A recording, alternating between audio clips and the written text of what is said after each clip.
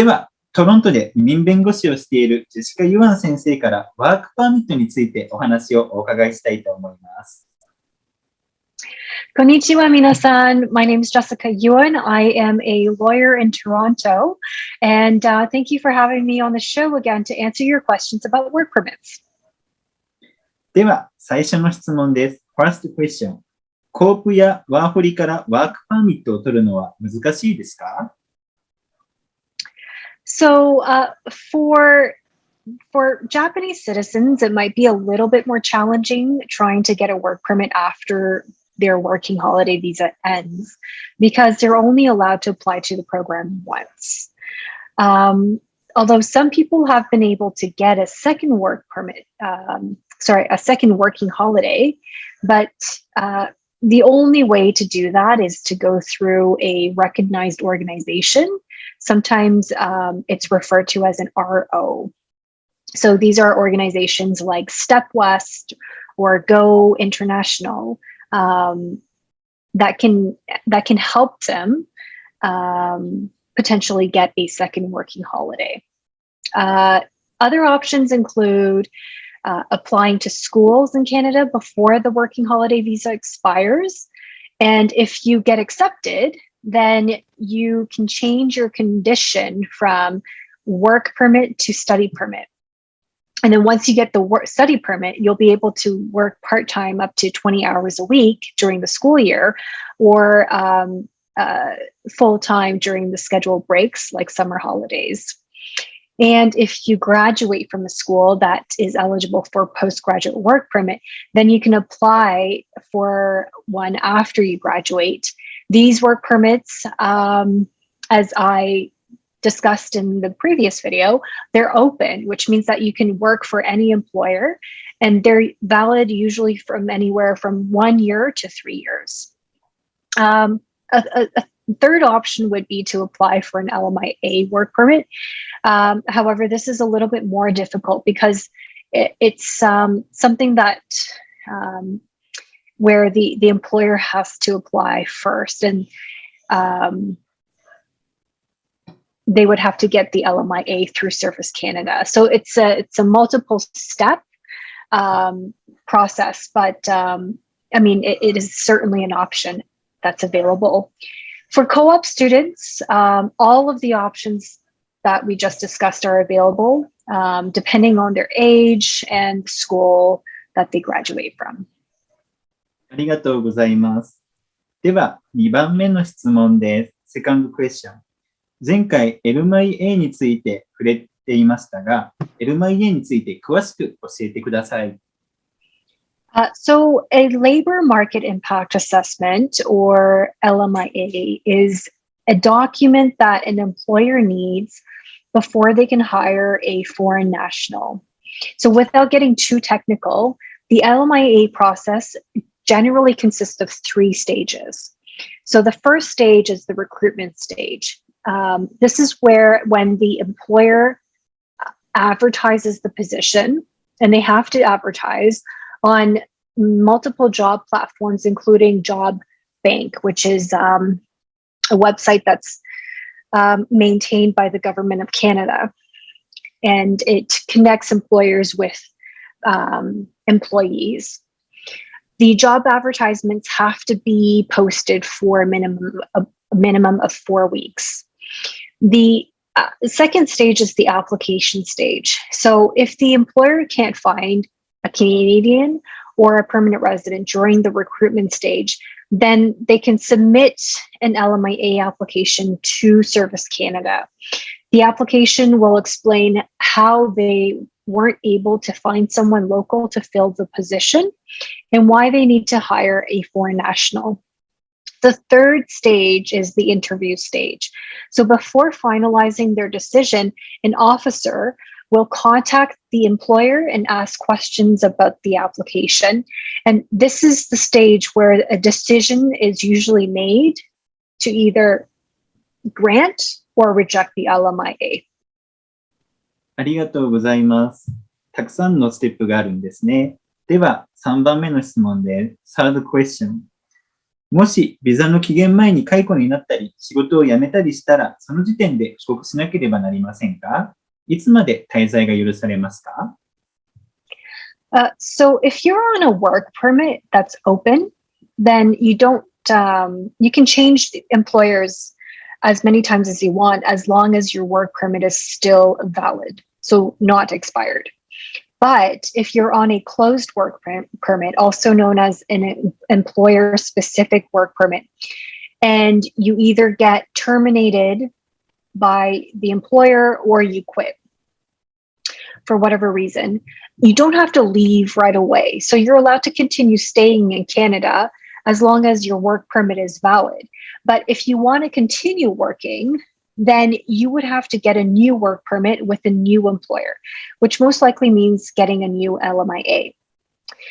Now, on the other hand, if the work permit is expiring and you still haven't found a new job, then best thing to do would probably be to change your status from worker to visitor in order to continue staying in Canada legally.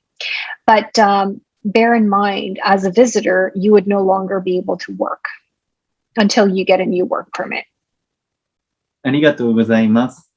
はい。では4番目の質問です。First question。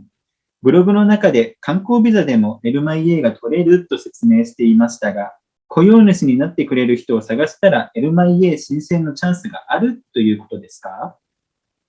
Yeah, so there is a chance, but the employer will need to be approved for an LMIA first before the foreign national can apply for a work permit. ありがとうございます。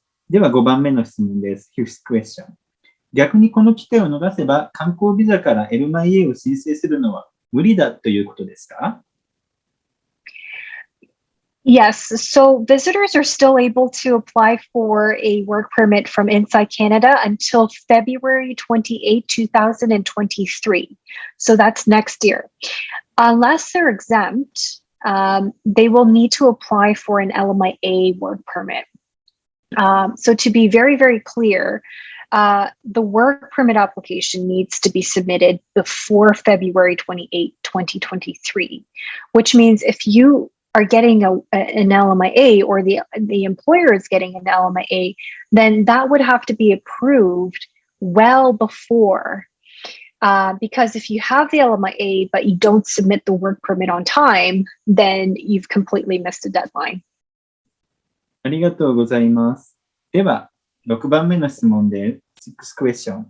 ワーホリだとキッチンやサーバーで働いている人が多いと思いますけど、そういう仕事でもワークパーミットを取ることはできますか？ So remember, an LMIA is initiated by the employer, not the employee. So it's not something that an employee can apply to, and they certainly can't request or force the employer to do it for them. The employer will need to first apply to Service Canada and demonstrate that they have a need to hire a foreign national because they couldn't find any Canadians or permanent residents to fill in the job. ありがとうございます。では、7番目の質問です。Seventh question。ワークパーミットを取得するためにいくらかかりますか？ So for an open work permit, it is $255. So $155 is for the work permit fee, and $100 is for the open work permit fee. For a closed work permit, it is $155. Now, for the LMIA, that has a completely different fee schedule, and that is paid completely by the employer. Also, if you've never done biometrics, and then there's also an additional fee of $85 that you would have to pay. ありがとうございます。では、最後の質問です。どんな仕事でもワークパーミットを取得して就業経験を得れば永住権につながりますか？ So this is a really good question. The answer is no. The type of job you have has to meet a certain skill level in order for it to qualify for permanent residency. So the skill levels are B, which is the lowest skill level. This is for skilled workers like bookkeepers, administrative assistants. The next level up is A, and this is for professional work like teachers. And then the next level up is 0, and this is for manager work. So what I see often is the most common job that people get is working as a server at a restaurant in Canada, especially when they first come or if they're on a working holiday. It's just the most, it just makes more sense. It's the most accessible job that there is out there. But while it's a really great experience, it is a level C, which is below the level B. So it doesn't qualify for permanent residency. So this is something to keep in mind if your ultimate goal is to become a permanent resident of Canada. If you want to go through the skilled worker stream, then it's very important to find the right job as soon as you can, instead of going through a year or 2 years on either a working holiday or a postgraduate work permit, and then realizing last minute that all of that work experience doesn't qualify you for permanent residency, and then having to struggle and find new work right away.